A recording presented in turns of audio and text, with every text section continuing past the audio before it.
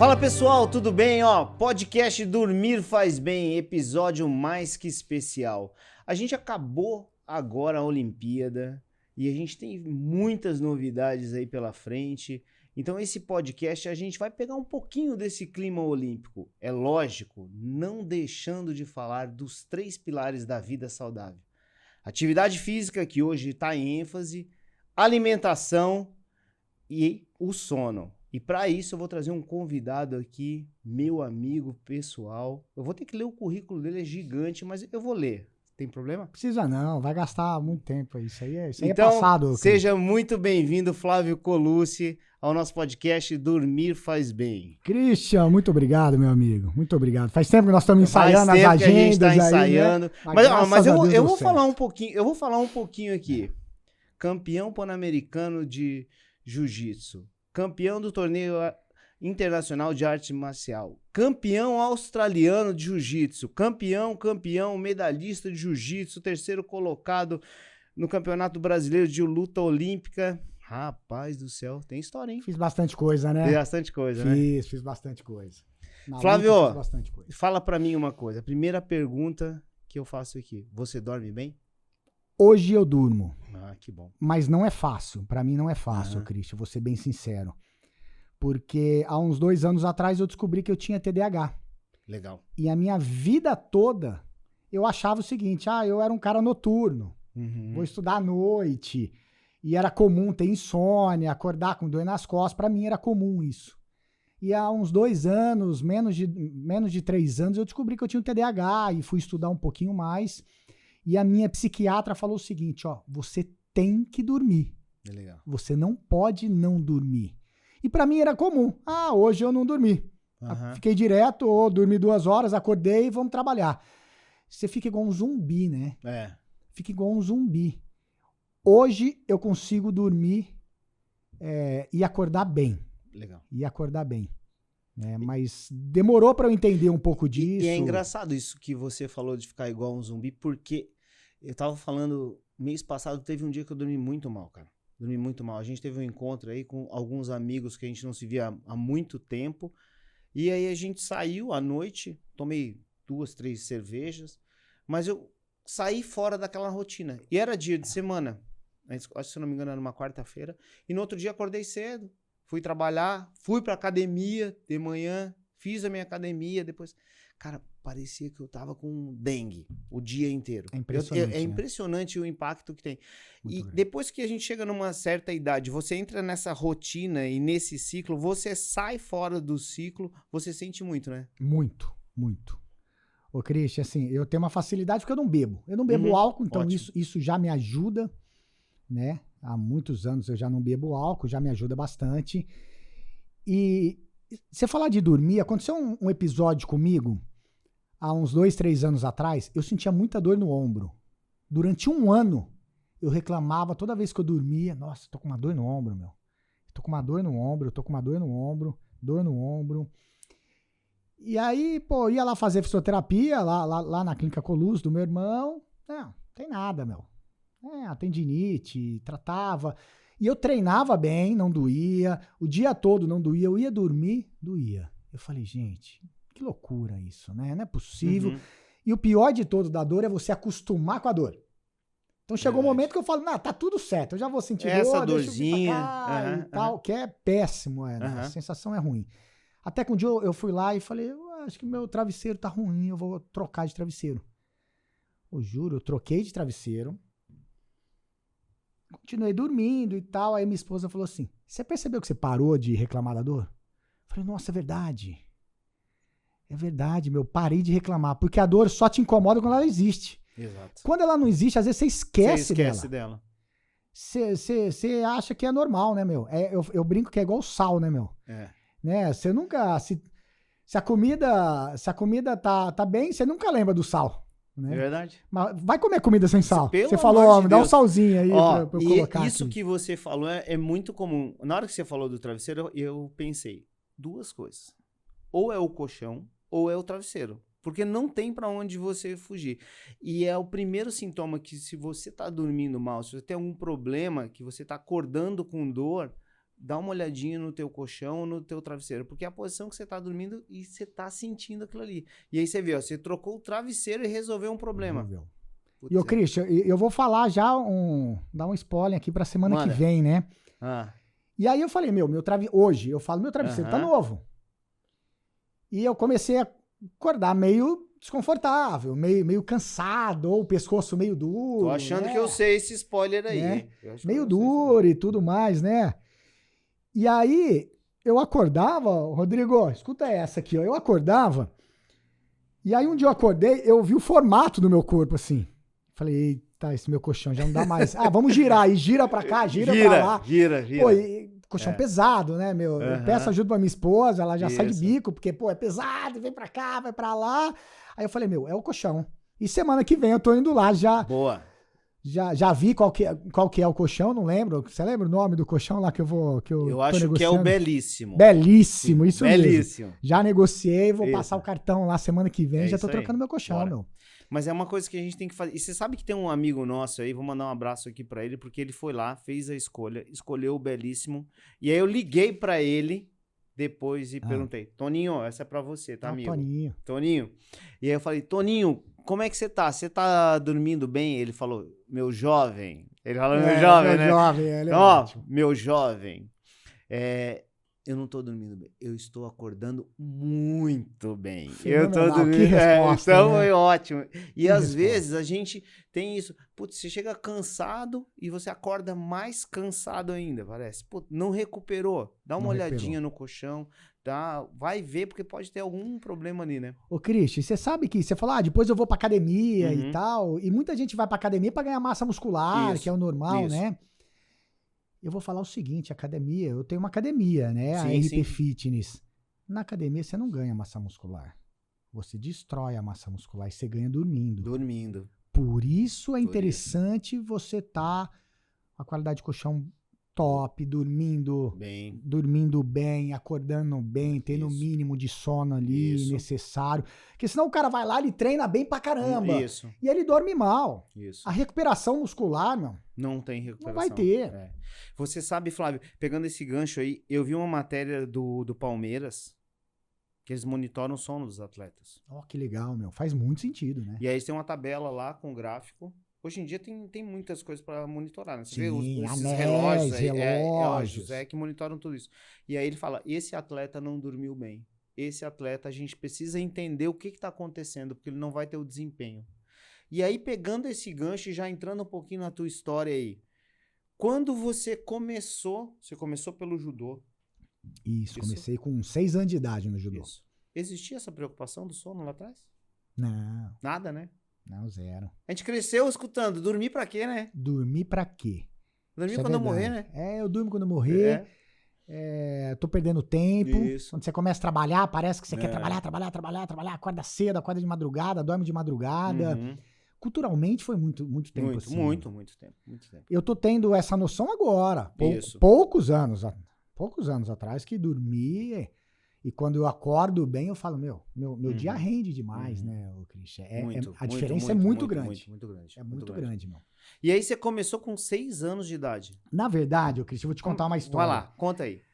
A minha história na luta começa antes de eu nascer. É engraçado isso, né? O meu pai, quando era mais moleque, e eles na escola arrastavam as carteiras e brincavam de brigar. Quem tem minha idade também já fez isso na escola. Vamos pegar aqui e tal. E ele conta uma história que tinha um garoto lá da idade dele que ganhava de todo mundo. E esse cara fazia judô. E ele falou, se um dia eu tiver um filho, eu vou colocar no judô. Olha que legal. E por muita coincidência, nós fomos morar a 2 quarteirões de uma academia de judô. E eu e meu irmão viramos faixa preta de judô. Então eu comecei com 6 anos, meu irmão com 7 anos fazer judô. Então, assim, eu falo que a minha vida de luta começou antes de eu nascer. Meu pai era moleque, nem tinha conhecido a minha mãe. E o teu pai nunca fez judô? Meu pai nunca fez judô. Mas ele perdia na luta pra alguém que fazia judô? Que fazia judô. E ele falou, se um dia eu tiver um filho, vai fazer judô. O meu pai, lá na frente, ele foi fazer alguns anos de karatê. Fez karatê lá com o Ricardo Aguiar, com o nosso amigo Ricardo Aguiar, porque fazia ele e as 2 netas. né? Então é um estilo de vida. Sim, Minhas duas netas faziam, a Tauana fazia, a Isa fazia, ele ia lá também fazer, ele chegou a graduar. Que legal. E na casa dos meus pais tem um quadro muito grande, que eu fico muito orgulhoso desse quadro, que tá eu de kimono, o meu irmão de kimono, meu pai de kimono e minhas duas sobrinhas de kimono. Todo mundo ali de kimono. E tem lá na minha sala tem um porta-retrato com essa foto lá também. É muito legal isso. E é muito legal. A gente fez aqui, gravou com o Kleber e com o Danilo. Kleber. E foi Danilo. muito Eu fiz judô com o Danilo também. Você fez judô com o Danilo? O Danilo, o pessoal conhece ele pela bike e tal. Mas eu cheguei a treinar com o Danilo também. E o Kleber, conhecidíssimo, né? O Kleber do Kleber. E aí a gente esteve lá conhecendo o projeto e eu vejo assim, como... Judô para todos, isso. Né? Muito legal o projeto. E como ele é um estilo de vida e como ele educa as pessoas... Como Educa Judô. Ele tem um Educa Judô. Educa Judô. Perdão, Educa Judô. E é muito legal você ver isso, porque isso é uma... Gente, ele ajuda a formar uma pessoa, né? Sem dúvida nenhuma. E a gente tava conversando aqui antes de começar. Quando eu era moleque, eu sou pequeno, franzino, eu tinha essa ideia. Eu vou fazer judô e eu vou ficar fortão. Vou bater em todo mundo. E é totalmente o contrário, né? Sem dúvida. Vejo isso aí, né? É isso aí? É isso mesmo. Exatamente igual. Então o que acontece? Às vezes eu vejo o pai e a mãe falar, não vou pôr na luta, porque meu filho já é agitado. Mãe, é nessa hora que você tem que ir. É nessa hora que você tem que pôr ele no judô. E eu tenho alunos meus mais velho, adulto, que fala, eu não sei se eu vou treinar hoje, não tô com cabeça pra ir treinar. Eu falei, hoje é o dia de treinar. Pra você relaxar sua cabeça. Porque quando você entra no tatame pro adulto que tá fazendo ali estilo de vida e tudo mais, né? Ele entra no tatame, ele não pensa em outra coisa. É raciocínio puro. Ele tá ali, põe a mão aqui, faz isso, faz aquilo. Mas o judô tem um lado educacional muito grande. Né? O lado educacional muito grande. Às vezes o pessoal confunde um pouco. O meu pai fez essa pergunta outro dia. Flávio, mas qual que é a diferença do judô e do jiu-jitsu, né? Uhum. E eu tava explicando pro meu pai. O judô foi criado por Jigoro Kano. Jigoro Kano, imagine que ele era o ministro da educação do Japão. Aí o imperador chega pro Jigoro Kano e fala o seguinte, olha, pode montar, liberou ele de montar um esporte para educação. Então o judô foi feito para educação, 100% para educação. Então você entra lá, Hai Seisei, cumprimenta o Seisei, cumprimenta o amiguinho que tá do lado, acabou a luta, vai lá dar um abraço no amigo. A primeira regra que você aprende no judô não é derrubar o amigo, mas sim levantar. Então, você caiu? Levanta. Levanta. Então, assim, o judô é muita educação. Eu venho do old school, a gente fala, né? Então, com 6 anos, 7 anos, o meu professor pedia cartinha de casa. Isso. O que era a cartinha? Como é que tá em casa? Como é que tá as notas? Como é que tá isso? Participava 100% da educação. 100% da educação. É muito legal. É muito bacana. O Kleber falou muito sobre a evasão escolar que acaba. As pessoas do projeto. Porque você imagina o seguinte, Christian, se você não for na escola, não tirar nota, você não vai mudar de faixa. E todos seus amiguinhos estão mudando de faixa, você não. Você falou, opa, deixa eu acordar aí. Eu quero mudar de faixa também. Então, esse jogo ali é muito grande. O resultado que o judô dá é maior do que o que o professor vai conseguir com o aluno.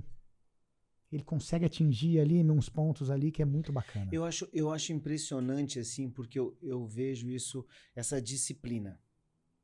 E hoje a gente vive num mundo, assim, que tem muita coisa que a gente perdeu o controle. Perdeu. E aí a gente vê o judô, ou a luta, o esporte de luta, com essa disciplina. Sem dúvida. A gente vê tanta história. A Olimpíada aí, principalmente no Brasil, as pessoas que saem da uma comunidade, a gente estava comentando sobre isso, né? Sem dúvida. E aí formam um campeão olímpico. Cara, eu tô arrepiado, assim, é impressionante. A gente fica arrepiado, porque a gente vê aquilo ali, ele usando aquela técnica ali, a vida inteira para chegar naquele ponto. E o judô consegue formar isso. Consegue. E aí a gente fala, um kimono, sei lá, um chinelo pra pessoa ir lá e mudar a vida dela. E pronto, um projeto social, tem tantos projetos sociais bacana. Isso. Né? A gente pega aí, acabou de ser medalhista, a Rafaela Silva, que todo mundo conhece. Exemplo. Ela é impressionante, a Rafaela Silva. Isso. Ela é impressionante. A história de vida dela é espetacular. Parece que foi feito de cinema. Isso. Um dia, se a gente for falar da história de vida dela, a gente vai falar o podcast todo aqui falando. E vem de projeto social, da Cidade de Deus. Que quem faz esse projeto social é o Flávio Canto, que foi outro atleta olímpico, né? Que já tinha uma situação financeira melhor e falou, vamos fazer um projeto social. E assim, como tem hoje o Educa Judô, do Kleber, e tem vários outros muito legais. O Dadinho tem um projeto muito legal também com crianças carentes. E é muito, muito bacana. E é isso que a gente viu lá, muitas crianças carentes, muitas crianças de abrigo indo lá. E a gente conversou, teve a oportunidade de conversar com essas crianças. Cara, eu saí de lá muito emocionado. Muito emocionado. É impressionante. Então é muito legal, né? Agora, pegando esse gancho da Olimpíada e antes de contar um pouquinho da tua história, o judô vem conquistando medalha nas últimas Olimpíadas todas. Desde 88 com a Aurélio Miguel, se eu não estou enganado. E, consequentemente, vem conquistando. O que você acredita que seja isso aí? Tá, legal. Pergunta bacana essa. Ô, Christian, a gente veio de uma migração, né, japonesa. Então, o judô veio do Japão. Então, vieram muitos judocas, né? Vieram muitos judocas pra cá. E vieram muitos judocas bons. E eles começaram a ensinar o judô. E isso se espalhou. Chegou, não sei esse ano, né? Eu tô meio... não sei se esse ano ainda tem isso, mas há uns 2 anos, 3 anos atrás, eu vi que tinha mais judoca no Brasil do que no Japão. Olha só. A população do Brasil tinha mais gente fazendo judô no Brasil do que no Japão. Então, é impressionante isso. E a técnica do brasileiro é muito bom. Então, você pega o brasileiro, já é um povo mais raçudo, ele faz acontecer, já que é pra ganhar, vamos ganhar, e assim por diante. E aí você põe uma técnica japonesa que faz muita diferença. E o jiu-jitsu veio daí também, com Mitsui Maeda, que era um japonês que veio falar de judô pra cá, e depois virou jiu-jitsu, depois a gente conta essa história, mas o judô, ele tem a tradição por causa disso. E aí, o que começa? Começa a acontecer o seguinte, você pega um Aurélio Miguel, vai lá e é campeão em Seul, 88. Eu lembro, em 88, eu tinha 10, 11 anos, lotou a academia. Lota a academia. Academia lota de judô. Criançada tudo olha, fala, eu quero fazer isso. É um efeito manada? Ele é o efeito manada e tem outro efeito que é o mais importante. Você é adulto, você tá treinando bem com o Aurélio Miguel, você fala, se ele conseguiu, acho que eu consigo também. Por isso a importância de ter memórias, né? O Brasil tem que ter a memória do atleta de quem abriu as portas. Verdade. Você pega ali um Aurélio Miguel, o Rogério Sampaio. Esses caras abriram as portas. Se eu treino com o Rogério Sampaio e eu tô indo pau a pau com ele nos treinos, se ele conseguiu, eu tenho chance de conseguir também. Eu começo a acreditar mais. Eu começo a vender um carro e ir pro Japão para fazer meu treino e assim por diante. Então, isso é muito legal. E o Brasil tá vindo conquistando medalha em cima de medalha. Isso. Medalha em cima de medalha. E com muita cobrança. Porque os primeiros dias não saiu nada, vinha muita cobrança. O judô não é mais o mesmo e tal. Né? De repente chega uma Bia ganhando, o William. Então, assim, foi muito bacana. A Olimpíadas é muito legal. É muito legal, né? E eu acordo muito cedo, eu faço academia muito cedo, já falei isso aqui diversas vezes, e eu acordava e já tava chegando meio que atrasado no treino, porque a gente começava a ver aquele esporte de manhã. E a luta da Bia, eu tava na academia, porque eu tava machucado na minha panturrilha, tava voltando a correr, e aí eu vi a luta e acabou a luta e ela perdeu a luta. E eu, de judô, não sei nada, né? Da Rafaela? Não, a da Bia. E eu entrei no carro... A de equipe. Não, a individual. Eu fiquei vendo e ela perdeu. Eu entrei no carro e eles falaram, não, ela ganhou. Entrou em revisão a luta dela. Ela ganhou.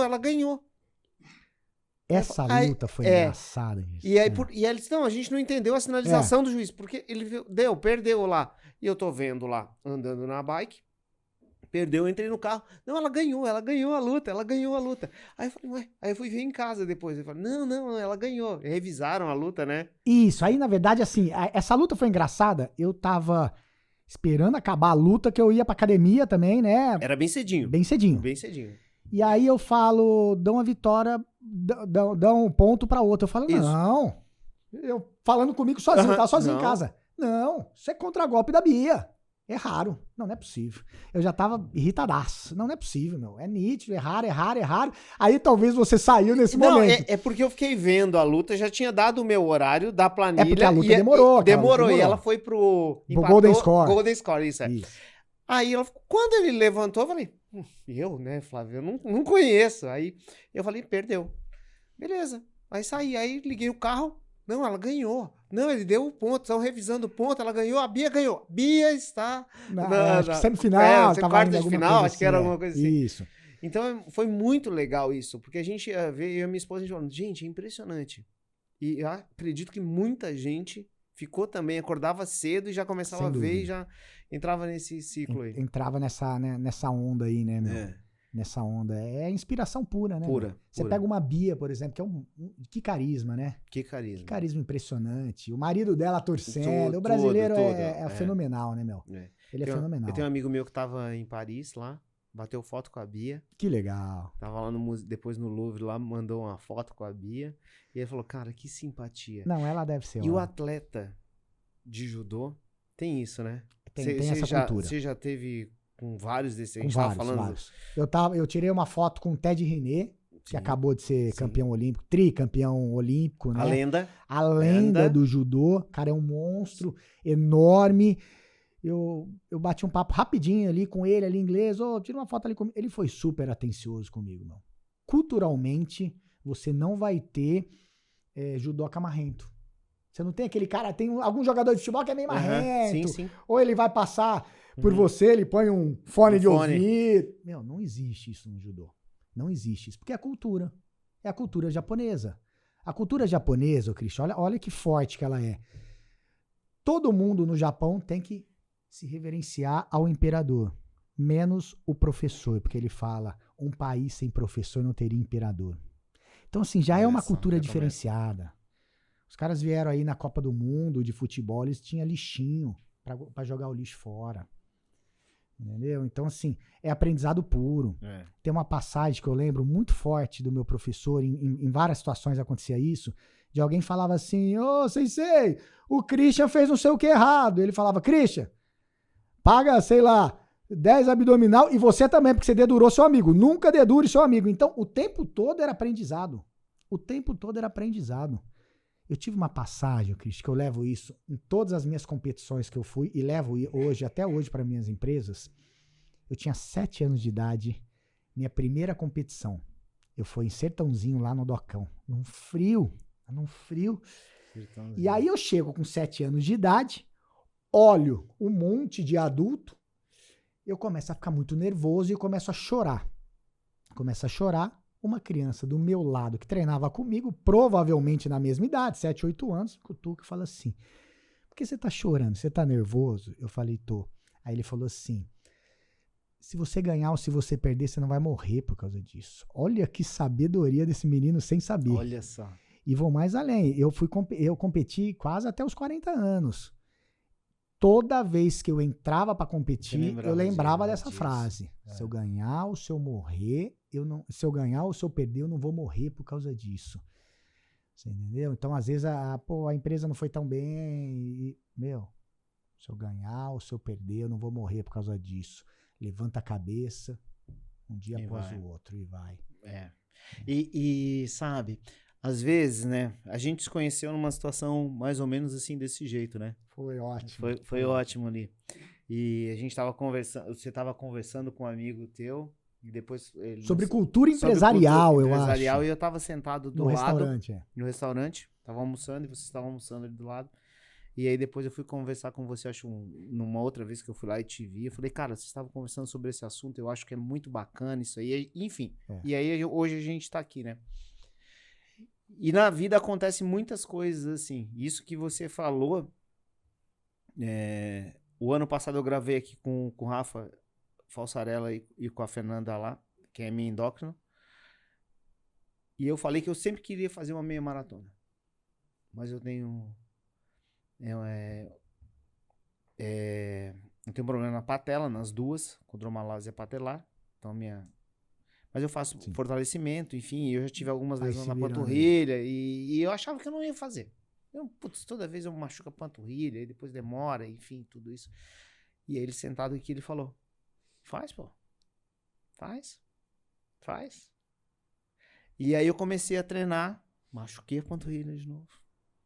Parei de treinar. Voltei a treinar, machuquei a panturrilha de novo. Mexi no fortalecimento. Fui lá pro Alê, recover, tudo isso e fiz a meia maratona. Que legal. E aí eu agradeci muito ele. Ele lembra disso aí, Rafa? Você lembra disso aí? Só que no dia antes de eu fazer a meia maratona, eu encontrei a Lilian Vidal. A Lilian, monstro, né? E aí ela falou pra mim. Que atleta. Você, e eu lembro disso aí, eu falei isso pra ela. Vou te contar uma coisa. Amanhã você vai fazer a prova. Ou 1 ou 2 dias, mas eu acho que foi no dia antes. Ela vai lembrar dessa história também. E ela falou mais ou menos o que o teu amigo falou com 7 anos. Quando você estiver acabando a prova, você vai ficar cansado. E você achar que você não vai mais conseguir fazer a prova. E aquilo ali vai ficar pensando e você vai dizer, eu vou desistir, eu tô cansado. Então você vai lembrar o seguinte, que você veio ali e isso ali ia passar. E você vai chegar na linha de chegada. E todos aqueles momentos dali pra frente, eles vão passar. E você veio pra fazer isso. Então respira fundo, aproveita e curte, porque você vem aqui, você vai completar e vai fazer uma prova melhor que você espera. E assim foi, cara. Impressionante. Foi. Então, assim, ó, sempre que eu tenho alguma coisa, hoje um desafio, assim, eu lembro disso, cara. E quando eu cruzei a linha, quem que foi uma das primeiras pessoas que eu encontrei? A Lilian. Isso que ela falou? Cris, eu não acredito que você já chegou, você fez uma puta prova. E assim foi. Ô, Cris, você sabe que... E acho que isso é muito legal, né, cara? Muito Foi, legal. Deus, cara. Muito É bem legal. isso aí. Eu sou cristão e acredito que às vezes Deus coloca algumas pessoas na nossa vida e as pessoas às vezes nem percebem o quanto ela foi importante nesse momento pra você. E é uma palavrinha, né, cara? Uma palavrinha que pra ela ia ser uma palavra normal, que ela falaria às vezes pra outras pessoas, mas pra você foi uma virada de chave. E exatamente, Ontem o Rafa falou exatamente sobre isso, sobre virada de chave, e é isso. E a gente conversou também, um dia a gente almoçou e a gente falou sobre essa história também de Deus aí, que às vezes ele coloca, e eu falei que ele colocou algumas pessoas no caminho em algumas situações, né, que a gente conversou. Foi mesmo. E o Rafa falou pra mim, cara, você esteve lá no caminho pra ajudar, Deus colocou você no caminho pra ajudar aquela pessoa. E eu sempre tinha visto que ele que tinha me ajudado. Ele falou, não, foi você que ajudou dessa história. Foi impressionante. Então, é exatamente isso. E essa questão que ela me falou de aproveitar, ela falou que quando ela fez a maratona de Chicago, ela lembrou disso. Eu tô cansada.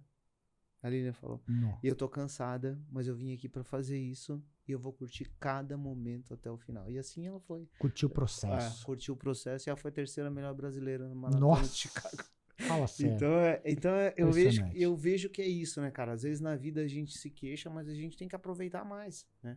É isso aí que você falou. É curtir o processo.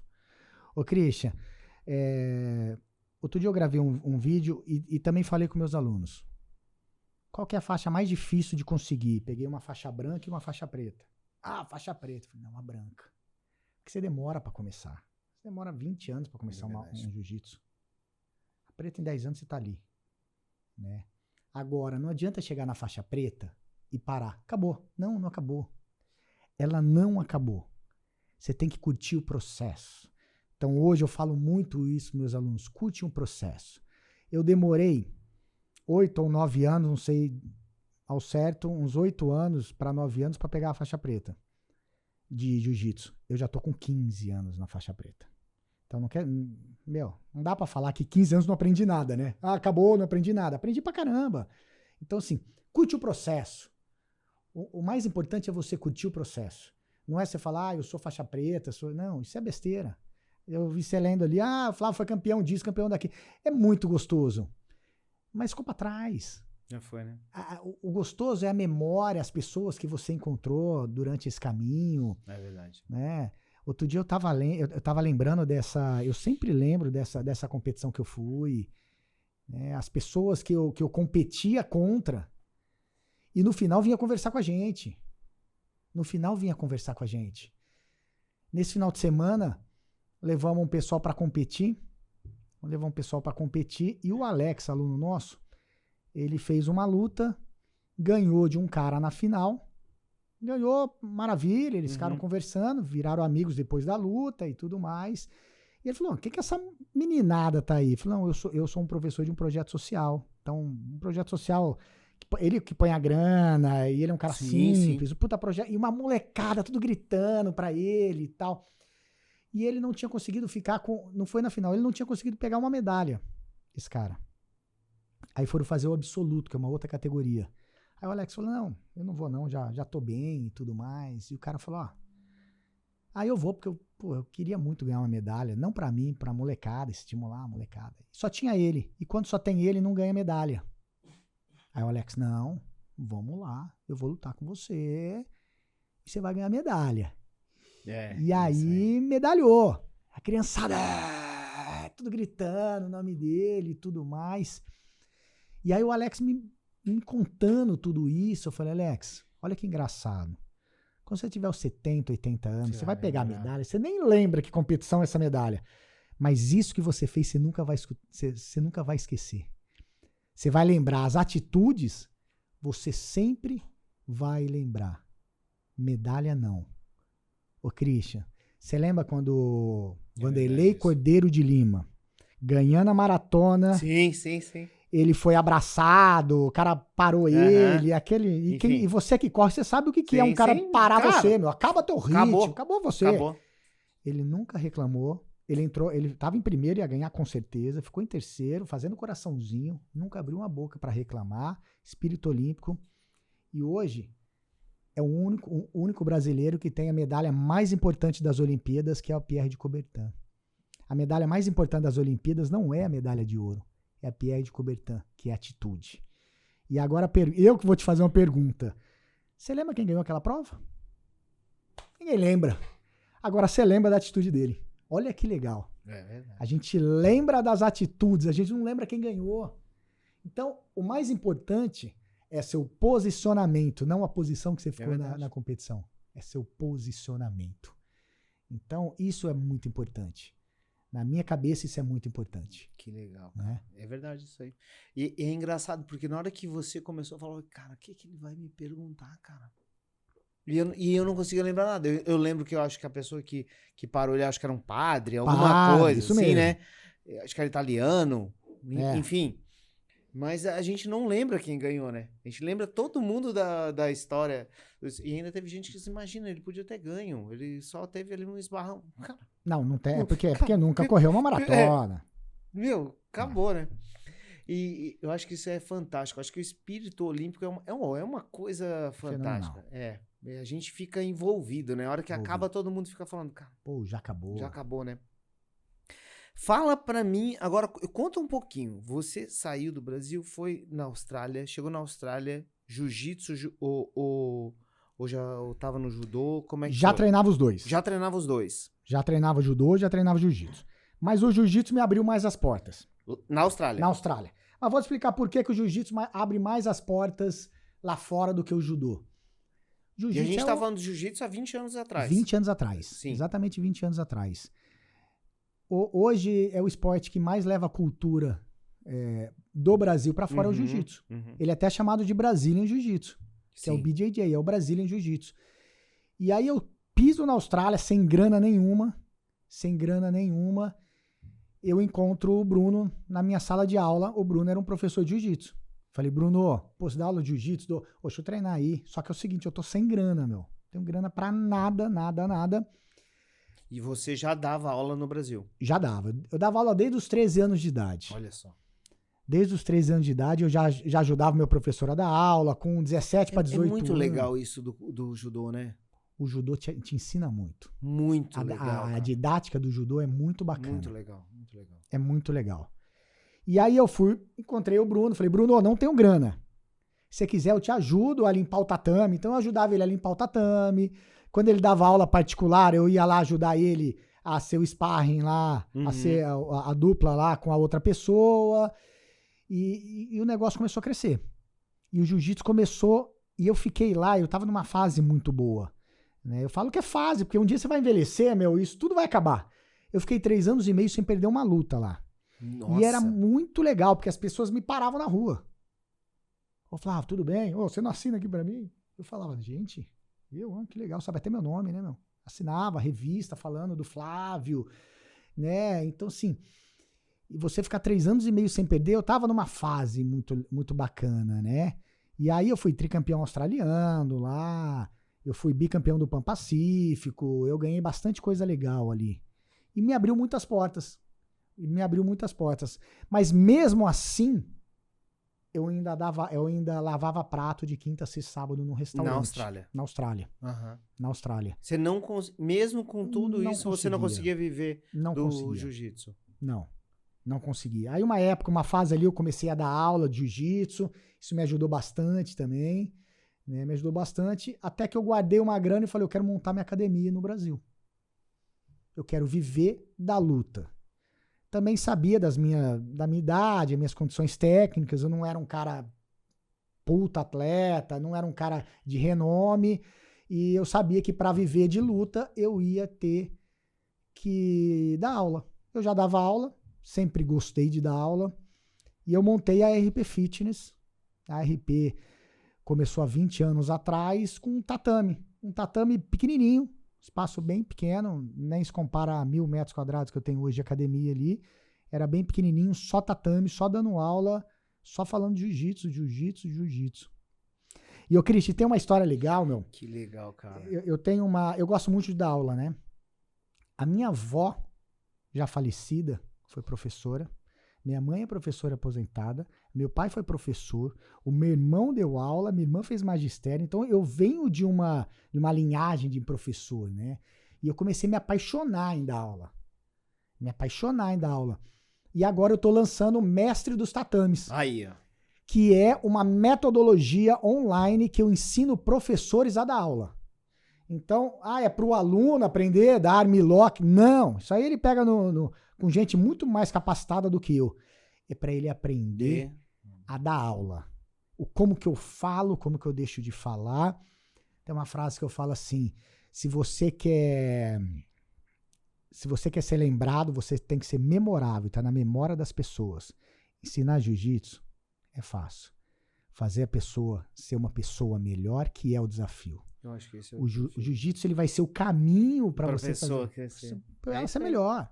Isso aí. Você tá entendendo? Jiu-jitsu é o caminho só. E você falou um negócio agora que eu gosto muito de fazer treinamento. Adoro. Hoje, antes de a gente começar aqui, eu tava fazendo um treinamento online. Uhum. E eu vejo que a comunicação é a chave do negócio. Sem dúvida. Porque não é o que você fala, é o que a pessoa entende. Sempre falo isso. Às vezes acontece isso no trabalho, no dia a dia, você fala assim, Flávio, pega aquele negócio pra mim e faz isso aqui. Você fala, beleza. Aí quando a pessoa te entrega, você fala, cara, mas não foi isso que eu pedi. Não foi isso que eu pedi, pô. Eu te pedi isso. Não, mas você me pediu isso. É, tá aqui, ó. Aí você fala, não tô sendo muito claro. E pra você ser um educador, você tem que ser muito claro, né? Sem dúvida. Então, é muito difícil a pessoa aprender isso aí. Então, se você está ensinando, você vê. Às vezes a pessoa tem toda a técnica, mas ela não sabe passar. A grande maioria. Ele tem a parte técnica boa da luta ali. Mas na hora de passar, ou ele se perde, ou ele faz um exercício muito complexo e a turma não está nesse nível, ou a turma não entende. Vou te dar um exemplo. O que aconteceu hoje, eu dei uma aula particular e eu estava ensinando uma pegada. Ó, você faz assim essa pegada. Lembra que é como se fosse um garçom. Porque eu queria ensinar ele que a mão tinha que estar assim, não podia estar assim. Então eu vou conectando isso. Então o mestre dos tatames faz isso, ó. Pega o kimono assim e gira sua mão para cá. Imagine que é um garçom. Uhum. Opa, garçom, né? Às vezes ele já vai fazer assim. Ele já vai fazer o movimento já idêntico a um garçom. Idêntico a um garçom. Uma vez eu estava explicando para uma aluna, eu falei, não, você só sai o quadril para fora. Você nunca vai sair para dentro. Que parece óbvio, né? Mas o óbvio tem que ser dito. É verdade, eu tô saindo. É uma posição que a gente fala, sai o quadril. E ele saía para dentro. Não, você só sai para fora. Uhum. Então, esses detalhezinhos, Christian, faz toda a diferença. E aí, a gente vai chegar num ponto que é a questão do hábito. Do hábito. Se ele não for claro e fácil, a pessoa não vai aprender. Sem dúvida. Não tem jeito. Você frustra ela. Você vai frustrar. E a pessoa vai... do quadril que você falou. Sai o quadril pra fora. Por onde? Como assim? Como sai assim? o quadril. É. Pra onde que eu vou? É. Porque, Cris, imagina o seguinte. Perdão. Imagina. O meu aluno, muitas vezes, ele chega cansado do trabalho, ele vai treinar às vezes 7 horas, 8 horas da noite, a cabeça dele tá explodindo de problema. Como que desconecta? E aí, eu tenho que fazer ele desconectar. Isso. Pra ele entender, né? Então, como que eu faço para ele desconectar? Aí que tá a chave do negócio. Aí que tá a chave do negócio. E eu comecei a estudar PNL. Programação Neurolinguística. Legal. Então, hoje, o mestre dos tatames tem muito PNL embutido ali. Demais, demais, demais. Né? Então, eu vou, pega igual o garçom. Garçom. A partir do momento que ele tem que... Garçom, eu faço a bandeja, ele começa a pensar no garçom com a bandeja. Cadê o problema dele? Ficou de lado. Ele já tá pensando no garçom ali. Outra coisa, eu lembro o Silvio Santos, que eu sou fãzão dele, há muito tempo atrás, ele dá poucas entrevistas que ele fala assim, ninguém sai de casa pra errar. Ninguém sai de casa pra ficar sendo xingado. Não foi esse palavreado que ele usou, mas foi algo assim parecido. Então, todas as vezes, com qualquer melhorinha que o meu aluno tem, ele recebe um elogio meu. Cara, e posso te dizer um negócio? O segredo que eu vejo hoje em qualquer treinamento, qualquer coisa que você ensina, é isso. Vitórias curtas. Perfeito. E é isso que você faz é fantástico. Eu falo muito sobre isso. Porque a gente vive num momento em que a gente tá só nisso aqui, ó. A gente pede comida assim, a gente faz as coisas assim, a gente tá imediato. A gente manda mensagem, a pessoa não te respondeu em meia hora. Meu Deus do céu, por que não... Gente, não respondeu porque tá gravando um podcast e ficou 1 hora com o telefone desligado. Porque meu telefone à noite eu ponho no silencioso. Porque eu acordo cedo, eu faço isso, porque senão a gente não para. É ficar doido. Então, é muito importante você valorizar essas pequenas conquistas. E isso que você faz é fantástico, porque ninguém quer se frustrar o tempo inteiro. Você precisa disso. Flávio, o nosso episódio que a gente gravou hoje foi demais, cara. Muito obrigado. E eu sei que ele tá demais. Mas custa você falar isso pra pessoa. É verdade. É muito importante isso aí, cara. É extremamente importante. Pra nós, pros seres humanos, pra todo mundo. Pra todo mundo. O Christian, antigamente o pessoal ensinava assim. Imagina você vai ensinar um soco do boxe. No primeiro dia o cara não é o Mike Tyson, meu. Não vai sair legal. Aí, por mais educado que o professor seja, ele fala, não, Christian, gira um pouquinho mais o quadril.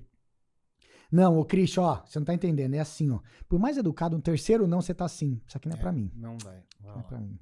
Aí quando o professor fala, aê, maravilha, agora gira um pouquinho. Boa, aê, melhorou, hein? Melhorou. É a mesma correção com reforço positivo. Só do professor fazer isso, já melhora. E já melhora pra todo mundo que tá envolvido na arte marcial. Sabe por quê, Christian? Se você começa o jiu-jitsu, e aí você fala, Flávio, a RP tá muito longe da minha casa, mas eu tenho uma academia perto ali de casa, tá? E você não é bem atendido ali, não é bem... você se frustra ali, morreu o jiu-jitsu pra você. Acabou. Agora, você vai numa academia com um bom professor, ele entrou lá, ele te deu uma atenção, a aula foi legal, você se apaixonou pelo jiu-jitsu, você começa a falar pra um, pra outro, até que você fala, pra um amigo seu, ele fala, não, mas aqui fica longe de casa, eu tô lá no Jardim Paulista. Cara, vai lá na RP. E aí, é legal pra todo mundo, porque já fizeram a pergunta pra mim, mas você vai ensinar sua metodologia pra todo mundo? Eu falo, se Deus quiser. Se Deus quiser. Você vai entregar ouro? Sim. Sim, eu tenho que compartilhar, e eles me compartilham deles. Sim. Por que não? Esse lance de ficar guardando, não existe mais isso. Não existe. Porque a comunidade, tem tanta gente que precisa fazer atividade física e a gente fica ali, a gente fica brigando, o dono de academia fica brigando com a academia do lado. É só 10% da comunidade, da população tá dentro de uma academia. Briga pelos 90% que não estão. Briga pro cara que tá no sofá. Não briga pro cara da academia do lado. Cara, você falou tudo aqui. Eu vou na academia cedo, a gente já conversou sobre isso aqui. Um dia eu tô lá, a gente faz uma reunião, tem uma rotina diária de fazer reunião com o pessoal todo dia, é a nossa daily. 15 minutinhos ali. Perfeito. A gente chama de reunião de card, a gente organiza as principais coisas e faz todo dia, pessoal. Só não participo quando eu não posso mesmo. Mesmo quando eu tô viajando, aquele horário ali já virou rotina na vida das pessoas, dos nossos colaboradores. Um dia eu tô lá e começo a ver as postagens de uma funcionária nossa. Indo fazer atividade física de manhã. Indo fazer atividade no mesmo horário que a gente faz, que eu faço. De repente ela posta. Ano que vem tô eu correndo meia maratona. Olha que legal. Cris, me dá umas dicas de corrida? Não, é impressionante. Então, cara, né?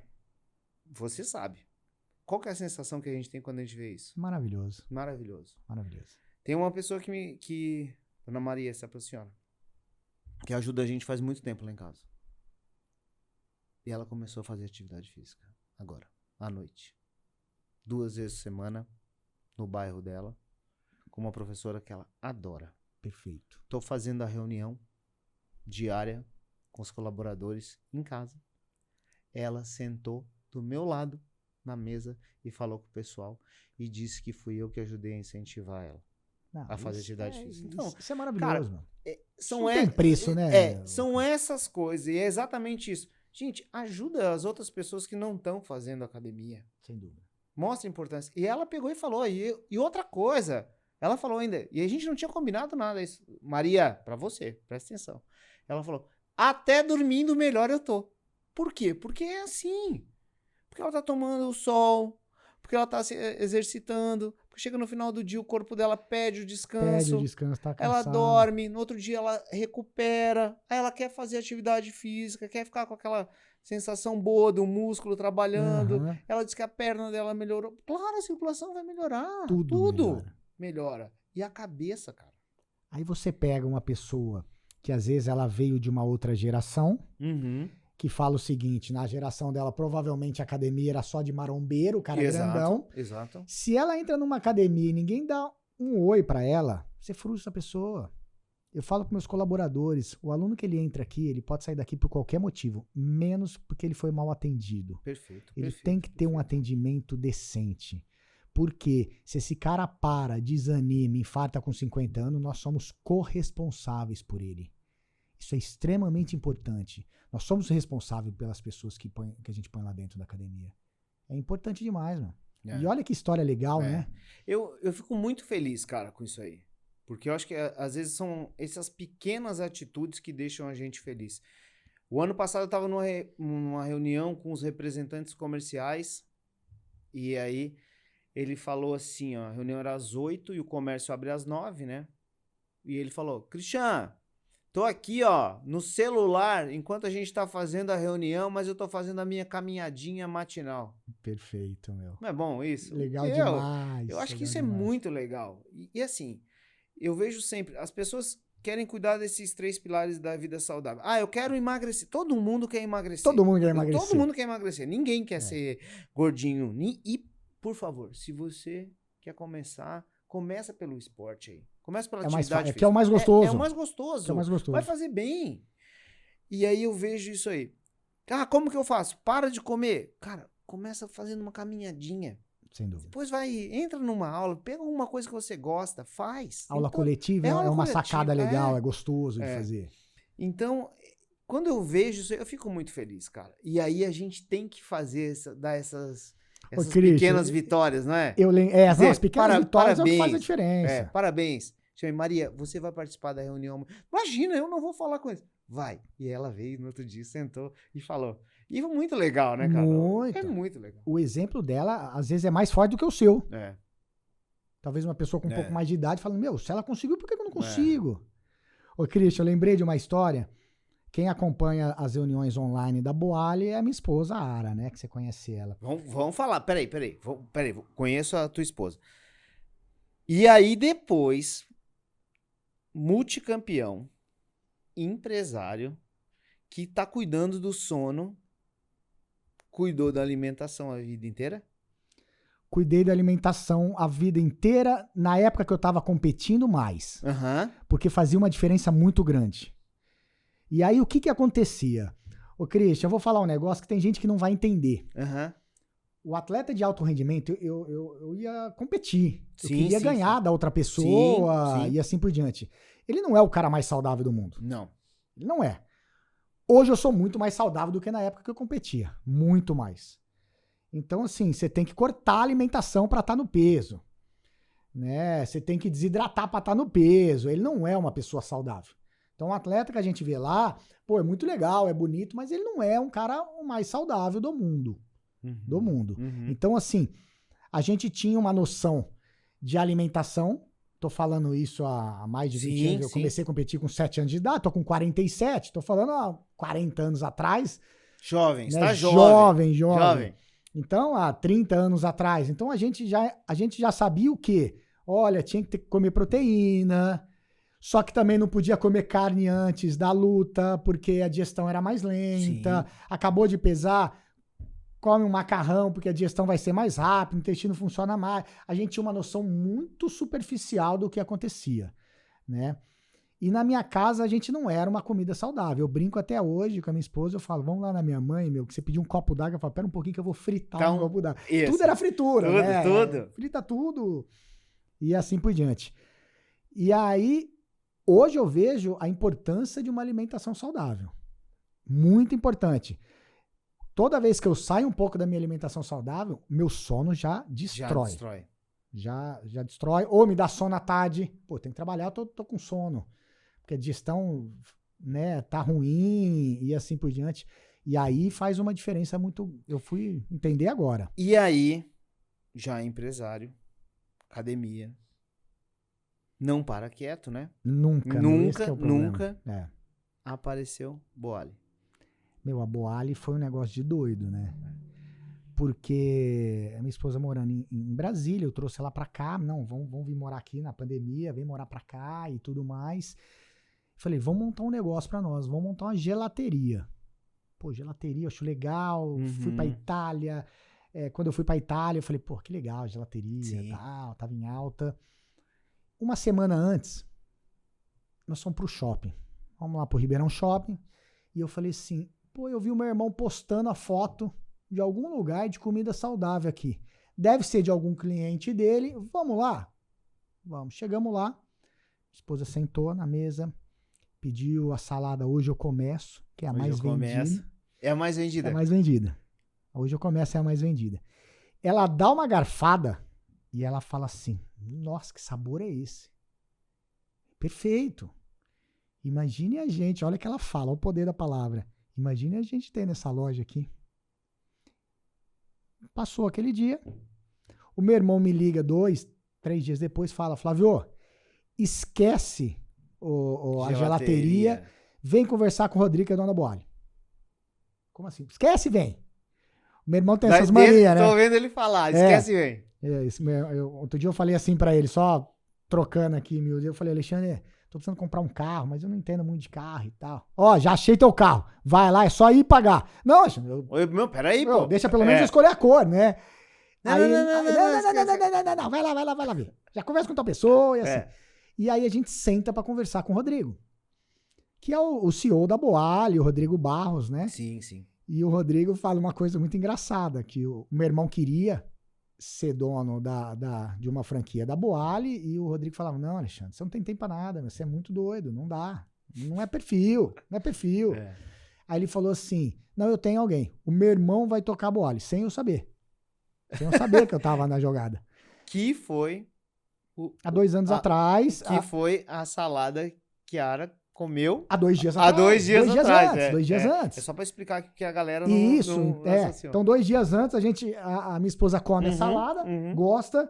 2 dias depois eu sento com o Rodrigo. Rodrigo, tudo bem e tal, sem saber o que ia acontecer ali. Sim. E aí o Rodrigo fala assim pra mim, não, eu só queria ver se você era normal. Se você era uma pessoa normal, não é igual o Colucci, né? Aí eu vi que você é um cara normal e tal, vamos negociar. E hoje nós estamos com 3 lojas Boali, né? A maior franquia de alimento saudável do país e muito saborosa. Muito, não preciso falar, né? Impressionante. A gente se conheceu lá. Se conhecemos lá. E vira e mexe a gente se encontra lá. Já falei aqui sobre a Boali, porque tem uma coisa que me chama a atenção. A comida é muito leve.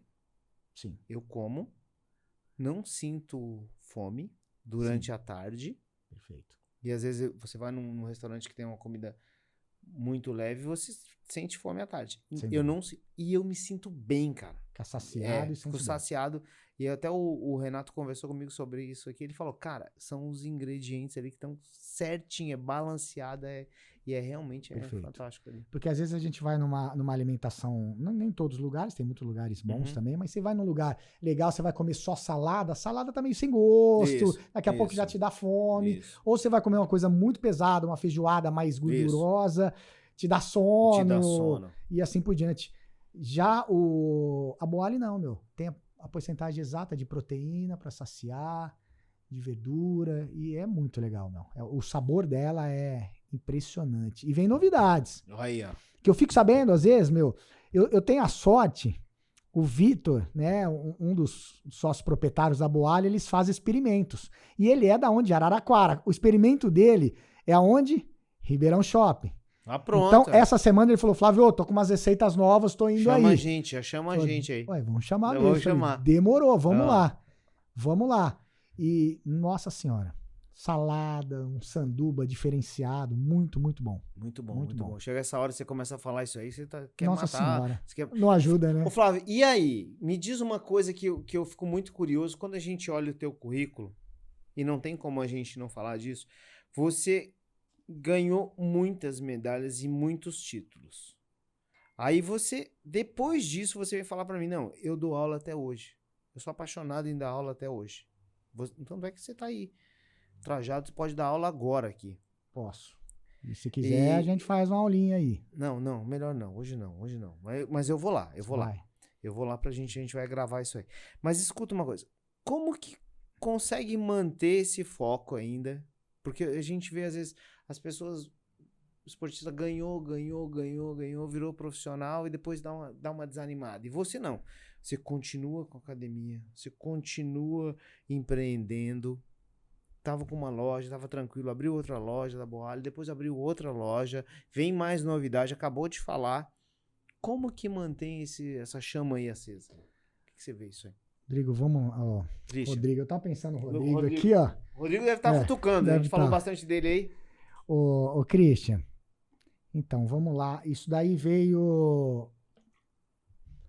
A Boali é uma coisa muito, muito fácil de se tocar. Até bom eu falar aqui pro pessoal conhecer. É uma franquia Legal. que o processo dela é redondinho. É redondinho. Então, assim, eu não tenho cozinheiro na Boali. O pessoal fala, como assim, não tem cozinheiro? Não tenho, não preciso. É montagem de prato. Os alimentos vêm super fresco, vem uma vez por semana, chega alimento fresco. Então, assim, o processo da Boali é perfeito. Se é que existe perfeição é só Deus, mas ele é muito redondo. Muito. Então, assim, me dá muito pouco trabalho. Boali me dá muito pouco trabalho. Né? Mais um trabalhinho de RH ali, alguma coisinha ali, mas ela roda muito bem, o processo dela é muito legal. Já a academia é um sonho que eu sempre tive, desde criança. Desde criança, eu tinha uns 10 anos de idade, eu olhei um jornal, na época tinha jornal ainda, né? E tava escrito assim, Vende-se Academia. 10 anos de idade. Eu tinha uns 10 anos Você de já idade. pensava, Vende-se Academia. Eu falei pro meu pai, pô, tem uma academia. Essa academia chamava Mary Dance. Eu lembro desse nome, essa academia nem existe mais há muitos anos. Lá no Sumarezinho. Eu falei, tá vendendo essa academia. Meu pai, Flávio, nem deu bola pra mim, 10 anos. Falei pra minha mãe, nem deu bola. Eu falei pro meu avô falecido, meu avô tinha uma sensibilidade. Ele falou, mas vamos lá. Pus eu no carro, com 10 anos de idade. Olha que sensibilidade. E vamos conversar. Fomos lá conversar com o dono da academia. Mostrou tudo e tudo mais. Fizemos uma reuniãozinha rapidinho, 10 anos. Entrou no carro e me explicou, olha, a gente não tem dinheiro para comprar academia, não sei o quê. E foi muito sensível com isso. Então não quebrou meu sonho. Então, sonho Ele de ter... despertou. Ele só me ajudou. Só A ajudou. sensibilidade... O meu avô era um cara muito, muito especial. Muito especial, né? E aí, então, eu sempre tive um sonho de ter academia. Sempre tive. E eu fui descobrindo que o meu propósito de vida é ser professor. Porque através da minha aula, eu consigo melhorar pessoas. Isso é muito legal. Isso é muito legal. Eu passo uns apertos. Sim. Sabe por quê, ô Cris? Porque nem sempre eu lembro das pessoas. Eu dei uma aula para muita gente. E eu dei aula quando eu era criança. Né? Então, às vezes, teve um dia que tava um aluno lá que fazia musculação. Vai, tudo bem, tudo bem. Tava tendo uma aulinha de judô. E eu ali olhando a aula de judô, infantil, criança, né? E ele olhando, eu falei, e aí, você gosta de judô? Ele falou assim, gosto de judô. Você já fez judô? Eu perguntei pra ele, ele falou assim, como assim? Eu falei, você já fez aula de judô? Ele falou, Flávio, você foi meu sensei. Então, pô, mas eu era criança, né? O cara ficou, pô, um cara barbado, eu já não conhecia ele. E eu tive várias histórias que eu consigo ajudar pessoas, né? Eu falo assim, que Deus me usa como instrumento para usar, às vezes, a palavra certa no momento certo. Eu tive o caso, meu, de um aluno meu, que eu encontrei ele só fazia musculação. Encontrei ele no vestiário, estava me trocando, e ele falou assim para mim, eu falava, você acha que eu consigo fazer jiu-jitsu? Eu falei, lógico, todo mundo consegue, com certeza consegue. E uma frase é aquilo que eu falei, que eu falaria normalmente para qualquer pessoa, que é o que eu acredito mesmo, e assim por diante. E ele começou a fazer jiu-jitsu.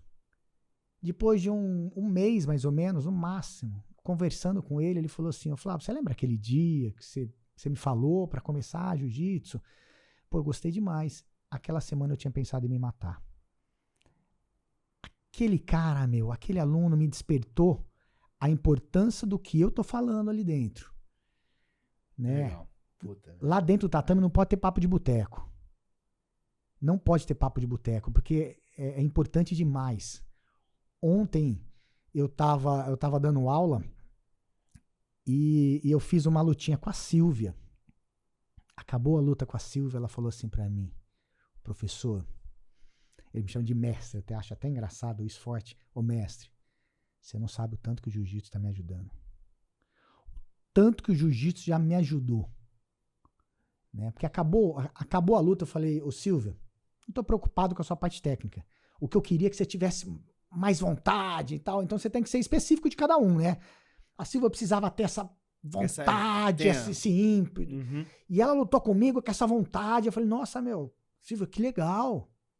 Eu fiquei muito feliz por ela. Fui falar, nossa, que legal. E ela falou, você não sabe o tanto que o jiu-jitsu me ajudou. Então, eu recebo isso o tempo todo. O tempo todo, pessoas falam, nossa, o esporte me ajudou nisso, o esporte me ajudou naquilo. Igual você falou, a maratona, meu, você chegar numa maratona, numa meia maratona e conseguir O ano que completar. vem eu vou fazer a maratona. Olha que legal. Então, eu comecei a entender... A minha cabeça tá nisso. Isso é muito bacana. E é isso aí que você falou, desculpa ter te Nada, cortar aí, que mas isso. é isso. Então, eu comecei a entender que o meu propósito de vida é dar aula até eu ficar velhinho. E eu tenho que estudar cada vez mais, e eu tenho que me preocupar. Toda vez que eu entro no tatame, eu tenho que me preocupar. O que eu falo? Quais são as minhas atitudes? Verdade. Porque, ô Christian, hoje você tá me vendo aqui de faixa preta. Tá? Se eu tô sentado... de preto. E você veio de preto também. Mas aí, eu vim... Eu vou de preto. E você... Eu tô só de faixa preta, você tá de camisa preto. toda. Eu vim de você tá preto. mais do que eu aqui. Pra receber você, E eu tenho que entender que quando eu tô na rua, no boteco, eu continuo sendo professor Exato. deles.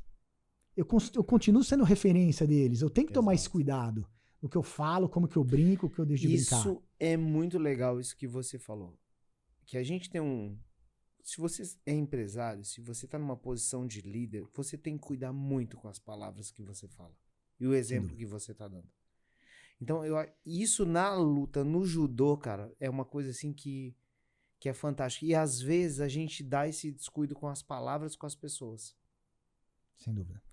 Você é líder numa empresa, numa função, e você fala uma coisa que pode machucar direto. E você às vezes nem percebe. Não percebe. É. E aí depois você vai conversar com a pessoa dias depois e ela fala, não, porque você... Não, mas eu falei num tom de brincadeira. Muito cuidado com isso. Porque isso pode machucar demais. Outra coisa, Christian, que eu falo, cuidado com o que você vai escrever. A escrita é tão fria. Exato. Imagina eu e você, nós estamos brincando, Meu Deus. e eu escrevo assim pra você, ô Christian, vai tomar no cu. O Dogão vai falar, Christian, Isso, toma no seu cu, você tá de sacanagem comigo. É totalmente diferente. É totalmente diferente. E a escrita é um negócio... Eu falo isso, eu cuido muito da parte comercial e eu falo isso no treinamento. Tem um treinamento que a gente faz que é só como vender pelo WhatsApp. E a primeira coisa é que o WhatsApp não dá para expressar o tom. Igual, exatamente esse exemplo que você falou. Então eu falo, gente, por favor, olha como que você está escrevendo. Se você está recebendo um cliente ali, ou ele está te mandando uma mensagem perguntando lá assim, que dia que abre a academia? Manda, bom dia, e manda um solzinho. Ah, mas isso não é legal. Manda, vai mostrar que tá feliz. Manda o rostinho. Olá, nossa academia abre todos os... né? Faz diferença. A pessoa já vai olhar e já fala, nossa, que pessoa feliz. Antes que ele fale que pessoa feliz... Pelo amor de Deus. Aí você fala, abre todos os dias às 8 horas. Ponto. Ele já fica pensando. 8 horas? Ele tá bravo? Será? Ou então tá me respondendo seco? Ou então, não foi o diferencial. Todas as academias vão respondendo assim. Manda Quem diferente. Manda o solzinho. solzinho. Perfeito. Olá, tudo bem? Bom dia. Nós estamos abertos todos os dias às 8 da manhã. E manda uma piscadinha daquela. Pronto. Já muda. A sua cliente me mandou.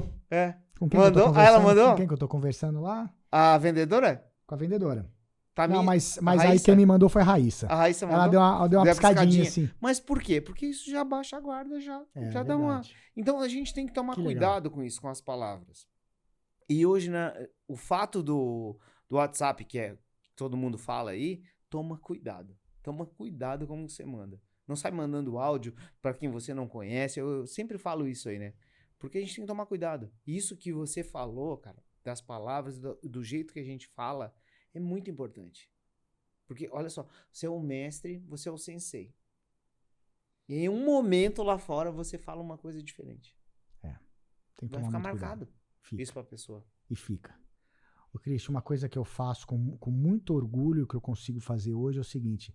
No final da aula, todo mundo passa o cumprimento, se cumprimenta e tudo mais. Eu falo o nome de todo mundo.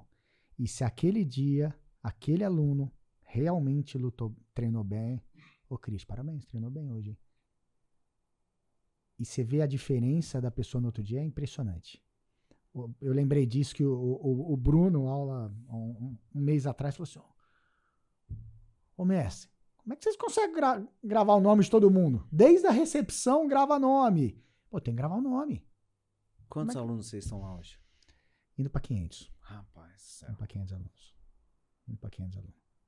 Entre jiu-jitsu, boxe, muay thai, musculação, spinning e tudo mais. Mas a RP, ela tem um foco muito forte na luta como estilo de vida, né? Qual que é o perfil do aluno? É jovem? É adulto? É homem? É mulher? Como que você diz assim? Vamos lá. Jiu-jitsu. Hoje eu tenho mais homens do que mulheres. Mais homem, 10% mulher, 90% homem. Por quê? Porque a mulherada fica assim. Vou ou não vou? Vou ficar me agarrando, não sei o quê e tal. Ou o marido, às vezes, é ciumento. Sim, não vai fazer jiu-jitsu, não, e tal. Aí, infelizmente, ainda tem isso, né? E eu tô tendo cada vez mais o pessoal um pouco mais velho, acima de 30 anos, escolhendo o jiu-jitsu, porque o jiu-jitsu é conhecido como xadrez humano. Quando você entra no tatame e você vai fazer uma luta, todo final de aula, você vai lutar com alguém. Você tem 2, 3 lutas para alguém. Então, todo final de aula você tá se desafiando. Aí tem um negócio que é interessante, ô Cristian, que é assim. O faixa branca, que ele chega no final da aula, ele vai fazer uma luta, tem um código de honra no jiu-jitsu que é muito simples. Você gostando de mim, ou eu não gostando de você, ou você não gosta de mim, o que for. Eu dei 3 tapinhas, para a luta. Acabou ou parou? Parou, porque o jiu-jitsu é um esporte letal, eu posso matar você. Então eu tô te estrangulando, você falou, ó, não quero, não, acabou, continua de novo, bate a mão e continua de novo, bate a mão e continua de novo, né?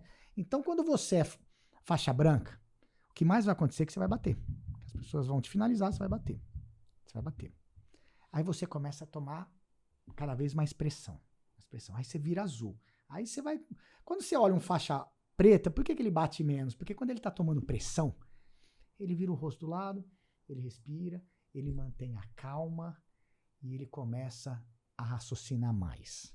Então as pessoas vão mudando de faixas, vão graduando, porque o raciocínio dela da luta está melhorando e assim por diante. Então ela vai tomando pressão, quanto mais pressão ela toma, melhor ela vai ficando. Eu falo que é igual a uva e o vinho.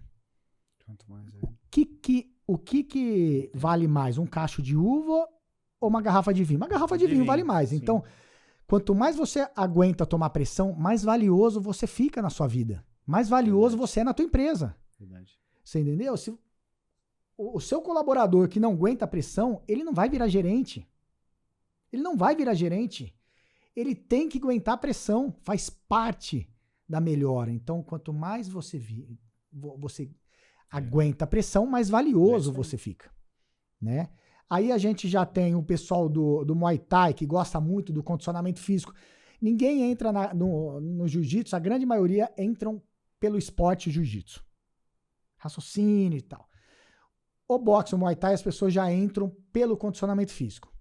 Então já é um raciocínio diferente. Eu tenho um pessoal mais novo no boxe, no Muay Thai. Ah, porque eu quero emagrecer, eu quero melhorar. E tá ótimo, vai entrar por causa disso. Sim. E devagarzinho meu professor vai pondo arte marcial envolvida, as técnicas, e aí a pessoa vai se apaixonando. Mas o nível de retenção do jiu-jitsu, eu tenho aluno de 10, 12 anos. Você não vai ver numa academia um aluno da musculação com 10, 12 anos na mesma academia. Ele pula pra cá, pula pra lá. Então, ele vai mudar. Ele vai mudando. Ele vai mudando. Então é diferente. Entendeu? Então é diferente.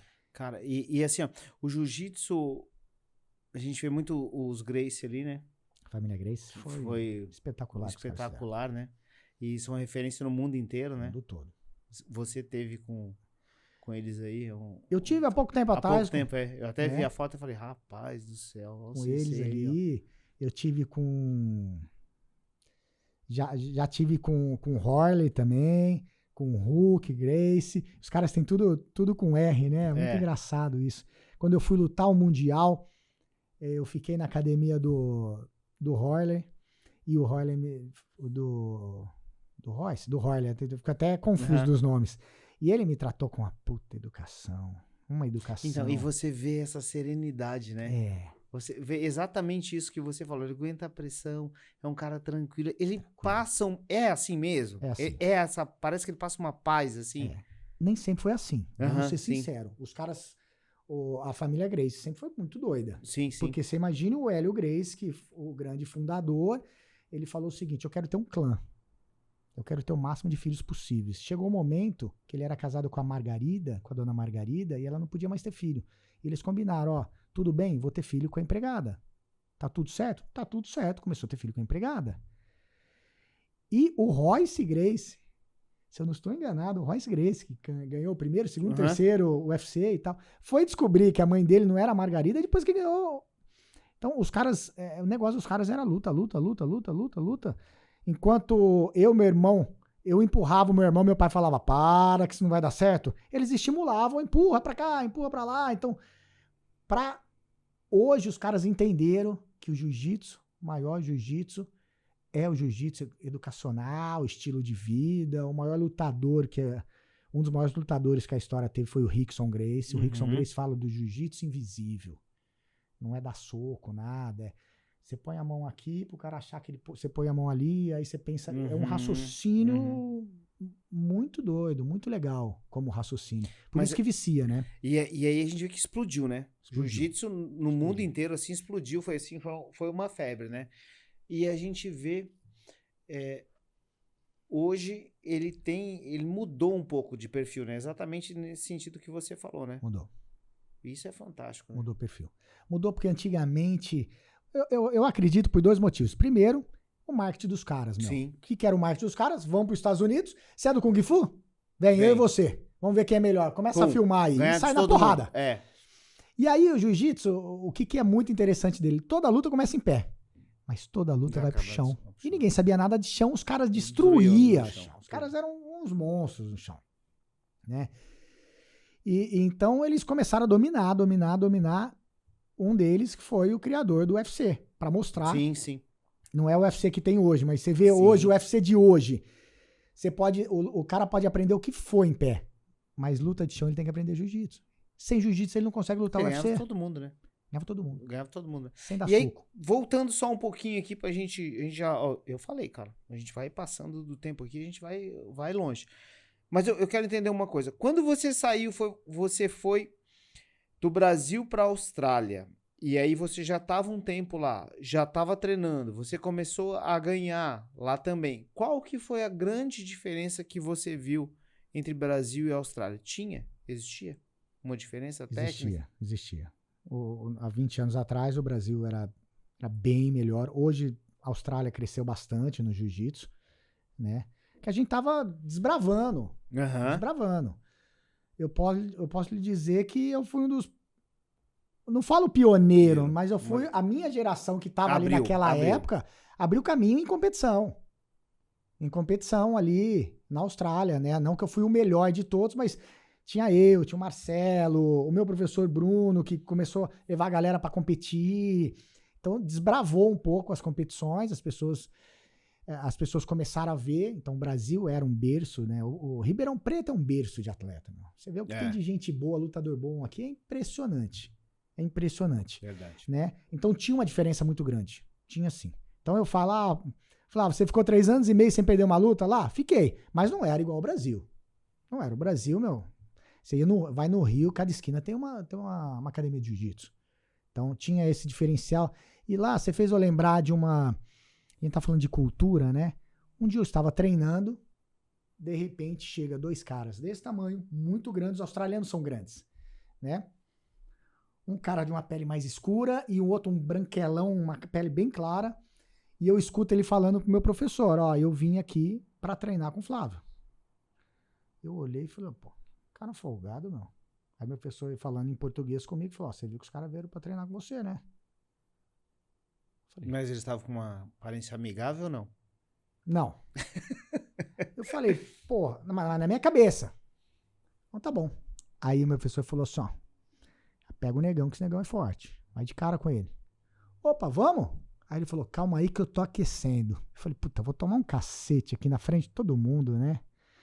Aí eu fui com um cara com a pele mais clarinha ali e tal, bem fraquinho. Pá. Acabou a luta rapidinho e tal. Obrigado, tá bom. Aí eu fui com esse negão. Pô, cara grande, cara forte, mais forte do que eu fisicamente, né? E começa a luta, eu consigo estrangular ele logo de cara. E ele vai olhando assim pra mim e de repente ele desmaia. Tum, não quis pagar, não quis bater, desmaiou. Normal, isso acontece, a gente solta, ele acorda. Aí ele acorda, olha pra lá e ele veio conversar comigo. Pô, queria te agradecer, né? Nossa, quando eu acordei, eu lembro ele falando, né? Eu tava no Sweet Dreams, eu tava sonhando doce, né? E eu entendi, olha o que é a cultura de outros países. Se você não tem... Pra mim era um desafio. Pô, o que esse cara tá entrando na minha academia, onde eu treino, pra me desafiar? Porque no Brasil tinha desafio. Os caras não. Tipo, eu vim pra pegar ele. Eu vim pra pegar ele. E depois eu fui conversar com eles falaram, eu vim aqui só pra lutar com você. Porque você, tá invicto, eu queria treinar com você. Como se for um orgulho pra eles estarem treinando comigo. E aí eu me senti até meio mal. Eu falei, puta, depois, eu acelerando pra cima dos caras ali, sem entender. Podia ter dado uma lutinha um pouquinho mais suave ali, mas né? eu vou acabar agora. Mas não, as duas acabaram rapidinha, né? Então, assim, é o lance da cultura, da gente ser paciente com o próximo, né? Entender o que passa na cabeça do outro, né? Não é fácil, viu, Cristian? Não. Não é fácil. Tem dia também que eu me seguro pra caramba. Isso. Você entendeu? Mas e isso é uma coisa bacana, porque às vezes, mesmo dentro da tua equipe, a pessoa tá lá e ela vem conversar com você. E você que tá num cargo um pouco diferente, que é o líder, e a pessoa vem, não, eu preciso falar com você. E qual a atenção que você dá pra pessoa nesse momento? Exatamente o que você fez na luta. Nada. Vamos encerrar a conversa agora. Então a gente já parte pra isso aí. Isso é muito importante. Quantas vezes a gente já não fez isso? Muitas vezes. Não, faz assim, pronto, acabou. Graças a Deus, e acho que a gente tem um bom senso nisso aí, muitas vezes a gente também faz diferente. As pessoas não esperam e a gente entrega mais também, né? Sim. E aí a gente é que é prazeroso entregar mais também, né, Cris? E a gente é recompensado. Eu conto uma história também que eu fui numa pizzaria, eu não sei se eu te contei essa, com a minha esposa, tava chovendo, a gente entrou, e quando eu cheguei lá, tava a garçonete, tava lá, ela me olhou de longe e falou pra minha esposa, posso dar um beijo nele? Minha esposa olhou, tipo assim, né? Uai. Pode, ué. Tá pedindo, com educação. E quem aí sou eu ela lá, disse, não? muito obrigado. Se hoje eu sou garçonete, foi uma oportunidade que você me deu lá atrás. E era- Nó, que legal. E foi uma coisa que a gente promoveu numa outra empresa que eu trabalhava. Ela era da cozinha, foi pro cafezinho, virou garçonete e depois estava trabalhando na pizzaria de garçonete. E pra gente é uma coisa normal, né? Porque você vai abrindo a oportunidade de uma pessoa que estava no caixa, depois para outra função, faz uma coisa, depois você desenvolveu uma pessoa. É E muito aí, legal. e aí tá no propósito da gente. É o propósito. Ajudar a desenvolver as pessoas, né? E fazer as pessoas melhores. Eu acho que a gente podia do CEO campeão para o desenvolvimento das pessoas, que eu acho que é um Sem tema dúvida. muito mais forte, Sim. mas é importante demais e gratificante demais, né? Sem dúvida. Ô, Christian, você sabe, vou até pedir o pessoal acompanhar a gente aí. Eu tenho um podcast também, né? Legal, mano. Vai lá. Dos esportes aos negócios. E a gente começou a entrevistar pessoas e todas elas, ou 99% delas, que são pessoas de sucesso, onde eles estão na Uhum. carreira Sim, sim. deles, né? E assim por diante, eles falavam muito cada um com as suas palavras, de se doar ao próximo. Todos eles se doavam ao próximo. Né? O dia que a gente estava conversando também na Boali do que você fez, né? Do colchão, eu falei, meu, que legal. As pessoas que estão ajudar. indo para frente têm a energia de se doar. E isso, cara, às vezes a gente tem essas dúvidas na vida, né? E a gente falou muito de Deus ali, né? Sem dúvida, muito. Muito. Muito Porque eu aquele pedia como ele... Foi na época da enchente, né? Não, da pandemia. Da pandemia, perdão, Isso. Como que ele poderia me ajudar? E aí eu entreguei pra ele e ele me devolveu uma coisa que foi muito maior. E no fim eu ajudei a pessoa, que a pessoa ficou super grata também. Então tem que ter fé, né, cara? Tem que ter fé, acredita no propósito. E eu acho que você tem um propósito muito bacana de vida, que é isso aí, desenvolver e ajudar as pessoas. E é isso que a gente tem que seguir aí. Tem que ter fé. Tem que ter fé. Flávio, deixa eu te falar uma coisa. O esportista, o atleta que não dorme, pode ter um problema? Dorme mal, pode ter um problema no desempenho dele? Não, primeiro, rendimento é zero. Não tem rendimento. Ô, Christian, tinha uma época que a gente tinha um treinamento 6 horas da manhã. E a gente era moleque. E muitas vezes a gente saía. Sim. Meu, não passava mal. De chegar a vomitar. Não consegue. Não consegue. Então, assim, dormir hoje, talvez eu te falo que dormir e comer é mais importante do que a própria atividade física da pessoa. Sabe por quê, meu? A atividade física, ele tá no tesão pra fazer. Sim. Ele sabe que ele vai conseguir. Agora, se ele não tem a comida e o dormir bem, ele não consegue fazer. Ele não consegue fazer o treino dele de judô, de jiu-jitsu, de karatê, de boxe, o que for. Ele não consegue. Então, assim, eu te falo que dormir bem é mais importante do que o seu próprio treino específico. É isso aí, verdade. É um treino também. Eu falei com o Elinho, basquete, teve lá agora também. Elinho, Não, o Hélio do basquete, Hélio Rubens. O Hélio Rubens. De Franca. De Franca. O Elinho. Teve agora com a seleção o Castro brasileira. Neves é o piloto, perdão. Que E ganhou tudo. Cara ganhou tudo. E ele falou que ele sempre dormiu com as galinhas.